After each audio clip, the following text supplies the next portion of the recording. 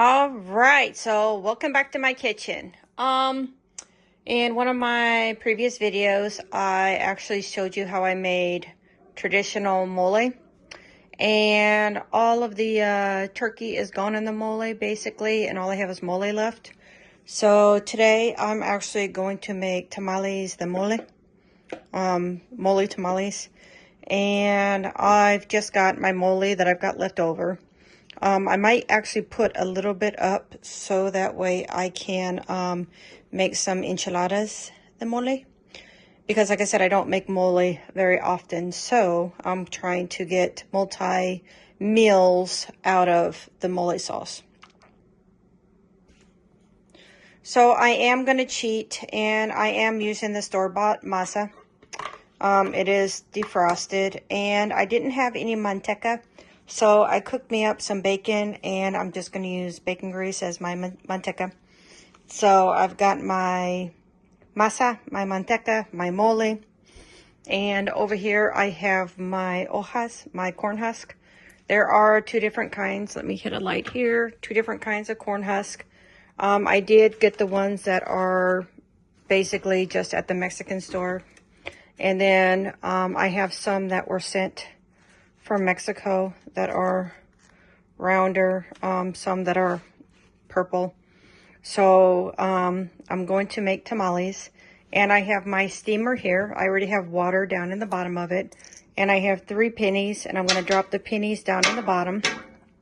And you drop the pennies down in the bottom so that way if your water runs out, you can actually hear the pennies starting to jump.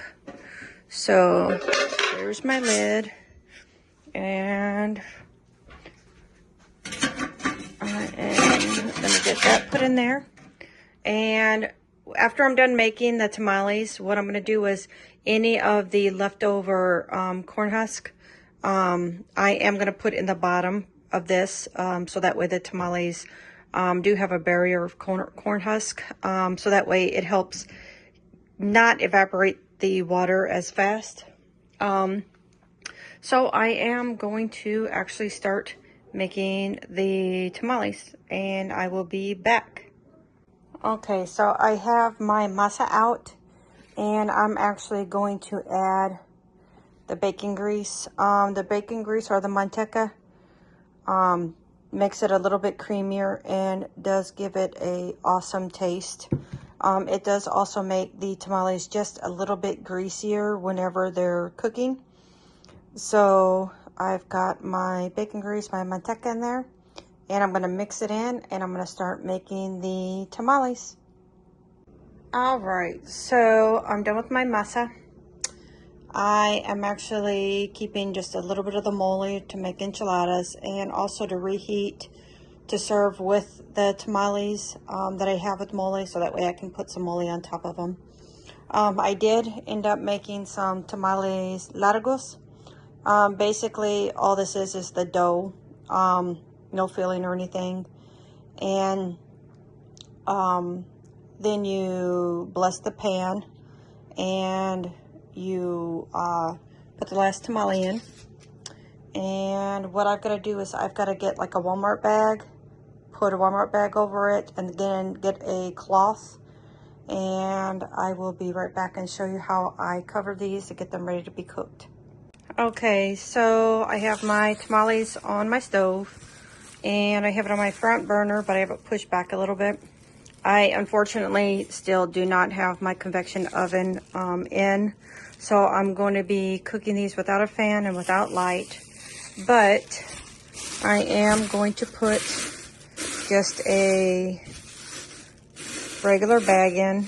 You don't want to use anything like, if you use a garbage bag, you don't want to use anything with a scent or any kind of like Febreze or Gain or anything like that. You just want to use a plain plastic bag.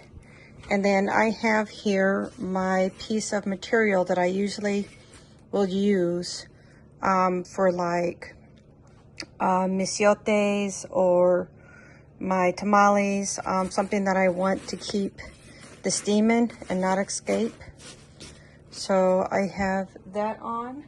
I've got to come over and get my top. And again, I'm trying to do 2 things at a time. I'm trying to make lunch and dinner. And so, in my tamale lid, just to let you know, I have a dent in it right here. And that just lets out the tiniest bit of steam. Just the tiniest bit of steam. And I'm going to turn it on, and I'm going to keep it on pretty high at first, so that way the water can boil and it can come to temperature. It's around 12:30 right now, so I look to see these done around 2:30, maybe 3. So while these are cooking, I'm going to go finish cleaning up and making my other breakfast casserole. All right, so the tamales were cooking for a little while. And I'm going to check them and see. I have the tamale largos at the top. So if the tamale largos at the top are done, then I know the ones that are mole are done. So there we go. Yep. Let me get a fork. So you can see that it is cooked wonderfully, and there is no doughiness to them. So I'm gonna go dig down and get one mole, and we'll see how that one looks. All right, so I got one tamale out. That's mole. And I'm opening it up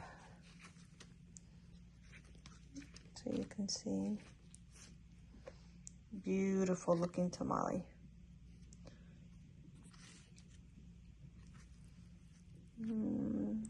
Look. Back on the plate. Beautiful looking tamale. Check that out. Yep. So today we made tamales largos. Just regular tamales. Why would you make a tamale largo? Well, just to kind of go with anything. You can also put it in a sandwich. And then tamales mole. Yum, yum, yum, yum, yum. All right. So I'm so done with cooking today. But I'll see you in the next video. Bye-bye.